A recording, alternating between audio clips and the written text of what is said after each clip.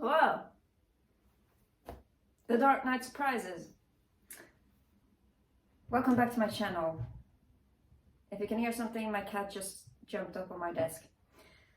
If this is the first time you're seeing me, hello. My name is Emma, I'm 25, I'm from Sweden, and on this channel I document my attempts at becoming a better person. Excuse me. If you're interested in seeing how that has been going, you can watch my previous videos, but to make a long story short, that is the purpose of my channel. I haven't fixed myself at all today because I'm cleaning, so I've been vacuuming and doing dishes, and there's a lot of laundry, and I've been throwing trash out and so on and so forth. So my looks were not the most important thing today, but you know, there's Batman here, so same shit. I often complain about how there is a lack of third places for me to go to if I want to socialize. And I don't know if this is a solution, but when the weather is warmer, I decided that I'm most likely, well, if I'm most likely going to do it, then I probably haven't decided, but most likely what I'm going to do is I'm just going to go to some park, sit down with a drink or something, listen to music and philosophize and write down stuff in my notebook. I have plenty of notebooks, so I need to fill them out. Because at least that's something that isn't this. And that would fill out the criteria somewhat for a third place that I'm comfortable with. It is going to be outside, and I'm only going to do this when the weather is nice. So I'm going to be outside, I'm going to enjoy the nice weather, I'm going to be able to observe my surroundings and the world around me, listen to music and so on and so forth. Which doesn't actually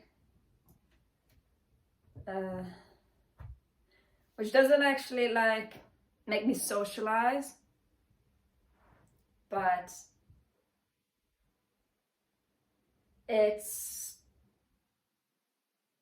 I guess, socialization foreplay in a sense, because at least I'm outside and I can make eye contact with other people and stuff. So it is, well, as I said, socialization foreplay. And that's good for me. And then eventually, hopefully, I will get into actually socializing, but you know, baby steps. And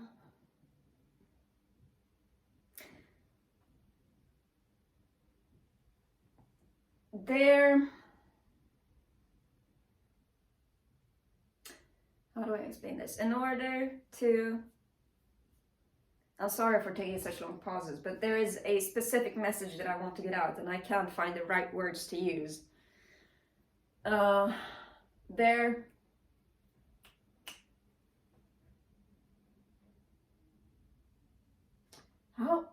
the hell am I supposed to learn this?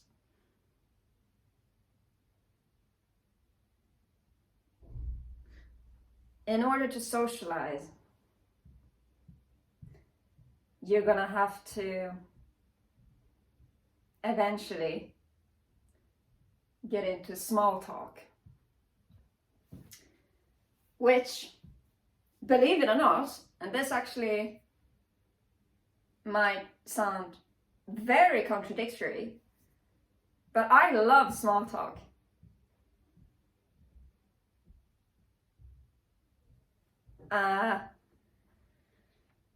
Yeah, I love small talk. Because I don't know why. I just think it's interesting. I enjoy being able to interact with other people. Not like, it doesn't have to be any specific thing that is talked about. Just the fact that I am verbally interacting with someone else, I find very enjoyable. Excuse me. And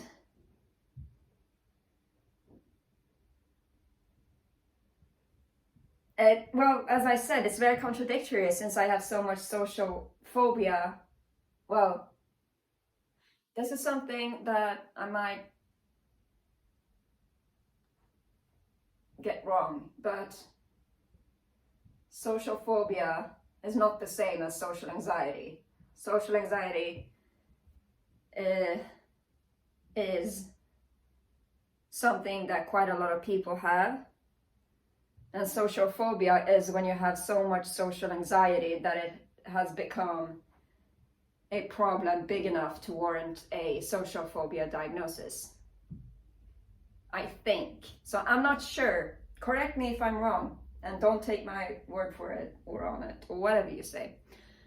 But small talk I have always enjoyed, despite having social phobia, which makes no sense.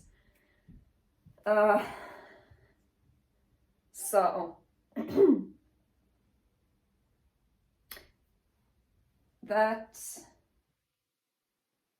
yeah, it is very contradictory.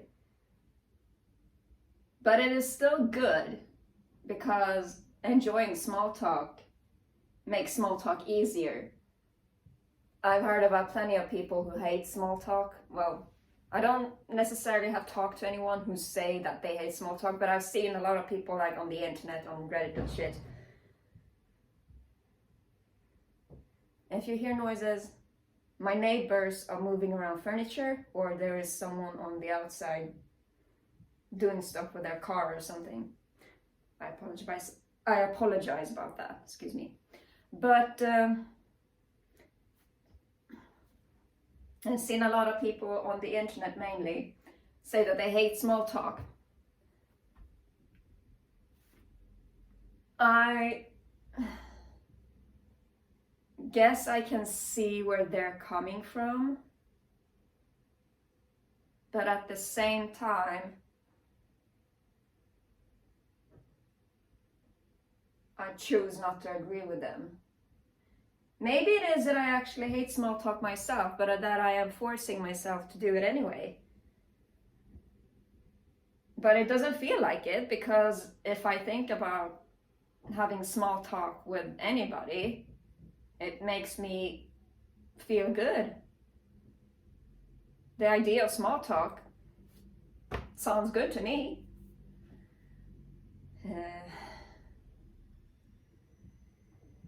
I guess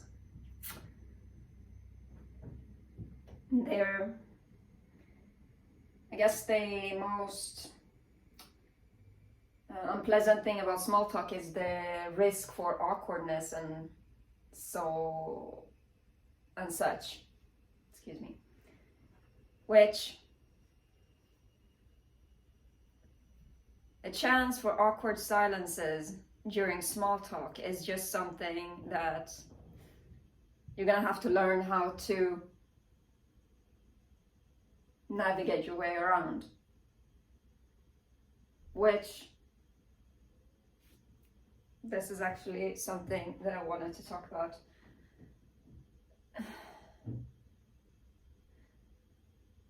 I'm sorry. This thing usually stands here, but because I've been vacuuming, I have moved it so that it stands over there, but it's chafing my eyes, so I might look at it constantly because it feels like it stands on the wrong place, but ignore it. And I apologize for staring at it too many times. The awkward silences that comes with small talk are unpleasant and awkward, and people don't like feeling unpleasant and awkward. I certainly don't like feeling unpleasant and awkward, but it's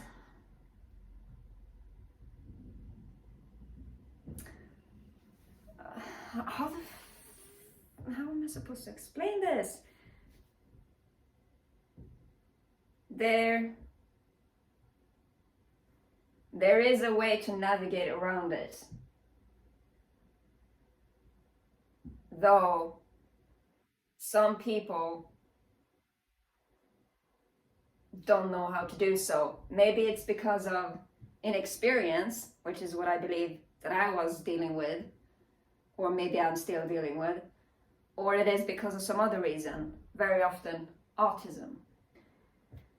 This is something I wanted to talk about anyway, because there have been people saying that I am in fact autistic.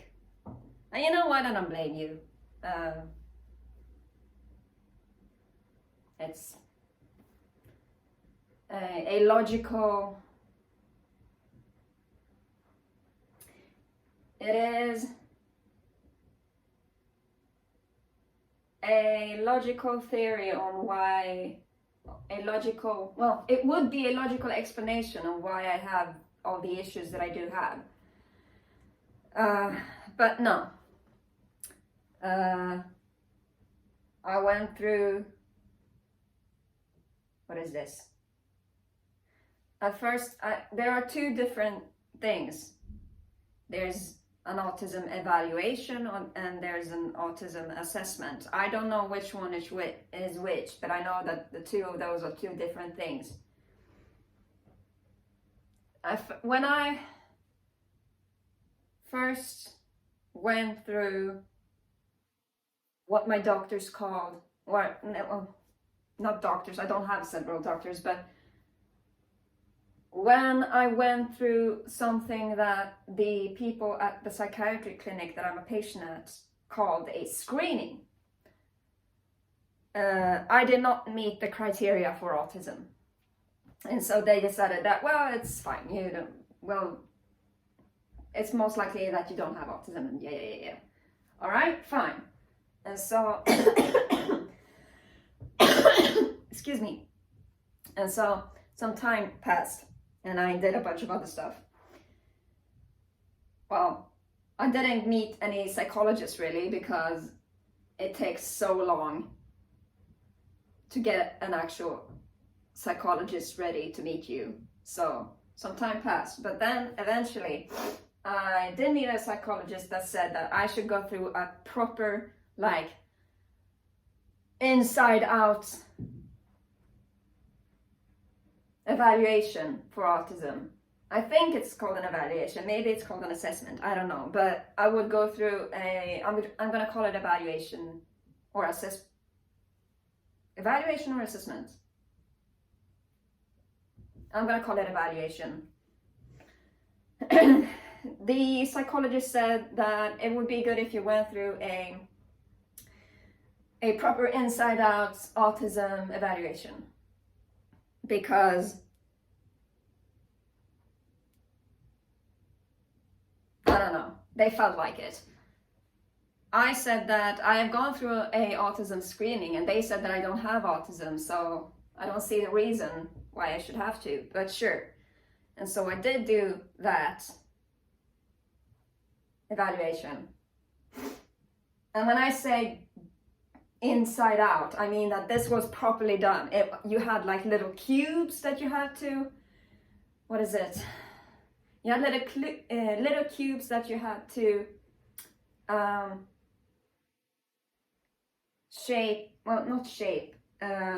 arrange according to a picture, and they took the time on how fast you did it.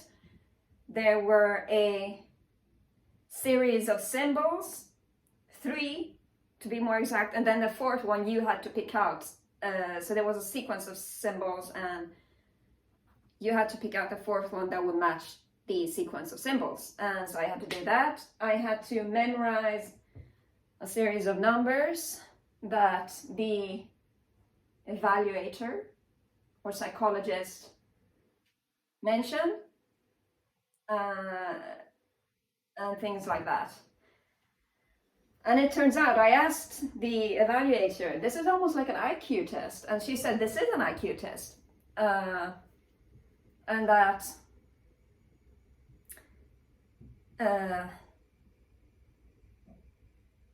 what was it? Well, it was a proper IQ test because they really did it from the ground up. So first IQ and then my first they check out my AQ, so they have that, and then they check out my background story so that they have that, and then they do the actual evaluation. I am so sorry for not being able to talk today. And then they do the evaluation that they, together with the background information and my IQ test, mix together, and then based on that they determine whether or not you have autism. So the IQ test showed that I have either 116 or 119 in IQ. I'm gonna say 119 because the more the merrier. And then if it turns out that it actually was 116, then I can just say that I misremembered, because that's quite literally what I've been doing. And you know, it doesn't hurt to have more IQ. To put in a perspective, you need 130 in IQ to become a member of Mensa.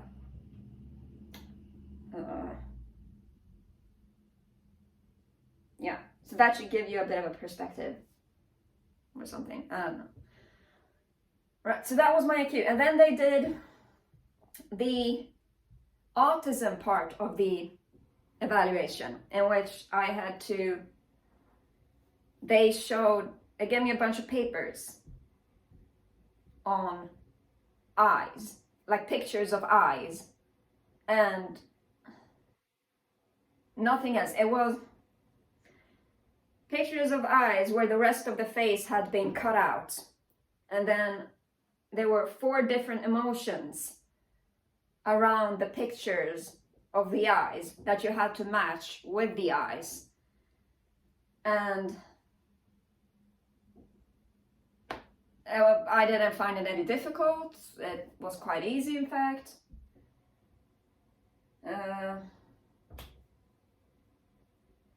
So there's that. And then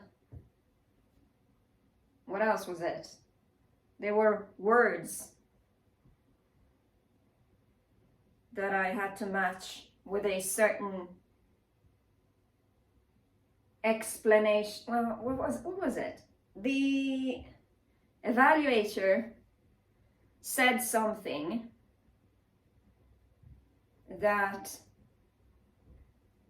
I needed to summarize in a word, and there were like, I don't remember if there were actually a choice of different types of words that I could choose from, or if I had to come up with the word myself, and there were no words to choose from. But the evaluator, said 1 or 2 sentences, and I had to summarize it with a word. So I did that. And this is the part that I wanted to talk about specifically for this video, is that there was one part of this autism evaluation where the evaluator asked about small talk. Well, not exactly small talk, but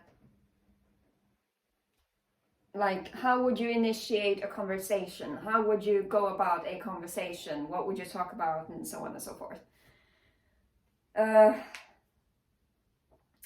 And if I remember correctly, gotta correct the knuckles. But if I remember correctly, or well, you know what? I'm just gonna say it this way. If I got the question now, how would you initiate small talk? How would you go about it? What kind of topics would you talk about? What kind of things would you mention?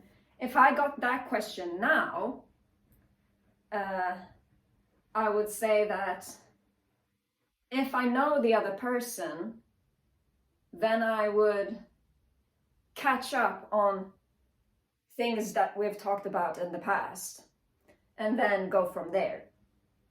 And if it's someone that I don't know, then I would begin by introducing myself, and then I would ask about them, get to know them, and then based on what they're like as a person, I would quite deliberately go on side tangents that pop up based on whatever it is that this person says about themselves. And I don't find that particularly difficult. Like, if you meet someone, the natural thing to do would be introduce yourself and get to know them, and based off of what they tell you, the conversation would just flow naturally. And that's it. Like, I've never really felt that I don't know what to talk about. Because for me, going on side tangents is very easy. I have a hyperactive mind, I guess you could say. So going on side tangents is like the easiest thing I've ever done. Well, no, me. But it's not difficult for me, is what I'm saying. And mind you, the things that I talk about in my YouTube videos are not at all the things that I would talk about with someone in real life. The reason why I can talk about the things I talk about on my YouTube channel is because I know that this is a YouTube channel and I'm talking to myself somewhat, and I will be watching my own videos, and it is for self-improvement purposes and to get to know myself better, and body language and analyzation and whatever else. That's not that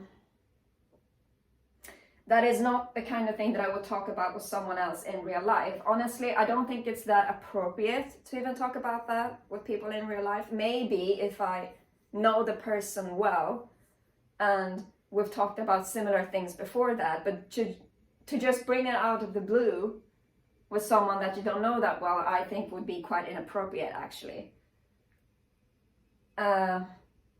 Because whether you like it or not, there is a certain set of unspoken rules when talking to someone. And these set of unspoken rules is something that individuals with autism can find incredibly difficult to handle. Reading between the lines is what I like to call it, which for someone with autism can be very, very difficult, because autism is a communication disorder. This is based on what my doctors and the evaluator told me. The autism can lead to a difficulty in understanding emotions, understanding those unspoken rules, reading between the lines, and reading the atmosphere. And for me, I've never had those kind of difficulties. I think it's quite easy, actually, to read unspoken rules, follow unspoken rules and read between the lines and read the atmosphere and understand certain emotions and so on and so forth. And I think that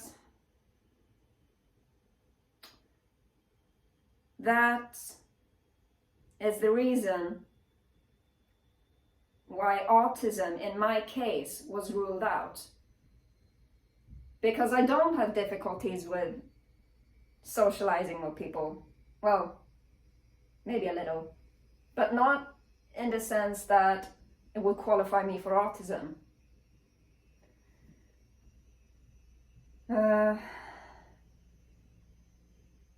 Whenever I do speak with people,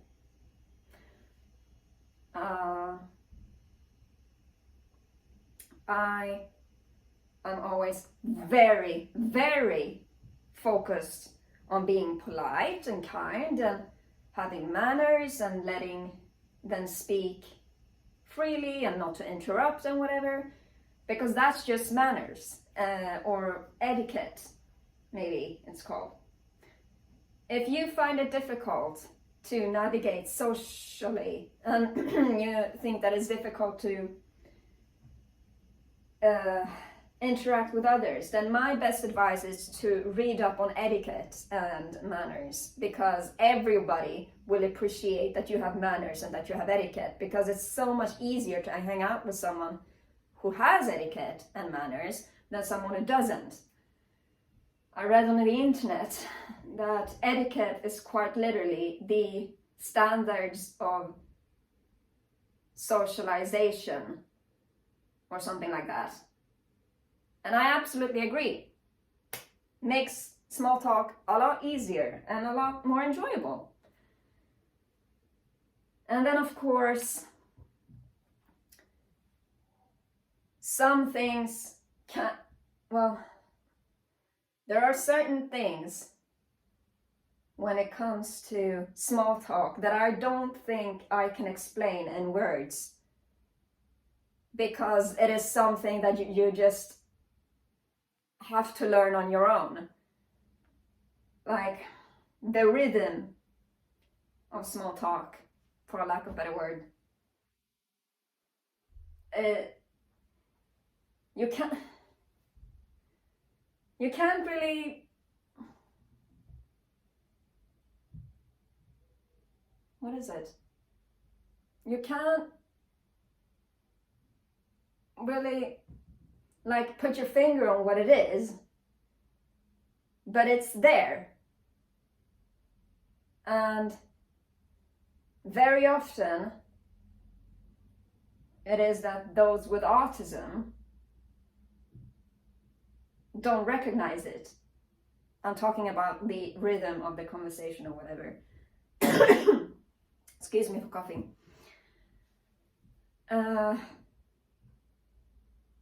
And that if it's this rhythm of the conversation, it is very easy to tell whether or not it is there or if it isn't there. Because if it's there, then there is a mutual understanding that it's there, and you don't have to speak about it or anything. But if it isn't there, then you can kind of tell. And very often with individuals that have autism, you can tell that it's not there.